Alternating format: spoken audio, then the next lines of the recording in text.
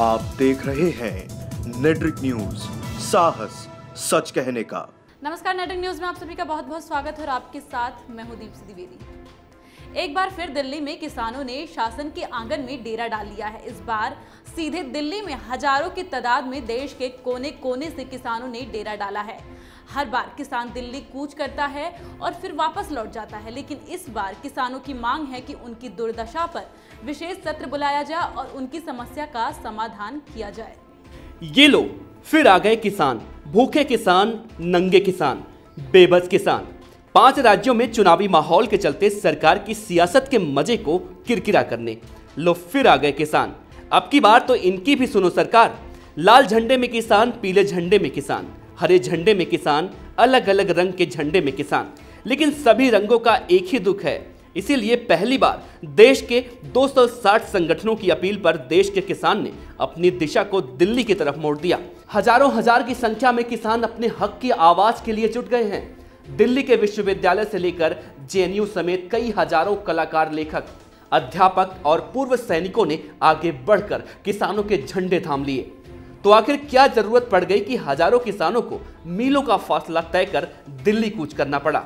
कोई तमिलनाडु से तो कोई पंजाब से, कोई गुजरात से तो कोई उत्तर प्रदेश से, कोई उत्तराखंड से तो कोई मध्य प्रदेश से। बीमा फसल के नाम पर लूट या छूट, खाद के नाम पर धांधली, बीज के नाम पर धांधली, कर्ज तो अब मर्ज बन गया है।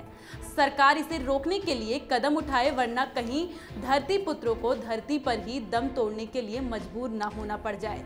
देश में किसानों की स्थिति क्या है, आइए समझते हैं। 12,000 किसान सालाना दम तोड़ देता है। 2500 किसान रोजाना खेती छोड़ रहा है। 80% किसान किसी न किसी कारण से कर्ज में डूबा हुआ है। 77% किसान अपने बच्चों को खेती में नहीं लाना चाहता। आलम तो यह है कि अगर खेती छोड़कर कोई अच्छा रोजगार मिल जाए तो आधे किसान खेती छोड़ दें। किसान कहता है कि ऐसे हालात में तो उससे अनाज पैदावार की उम्मीद नहीं है।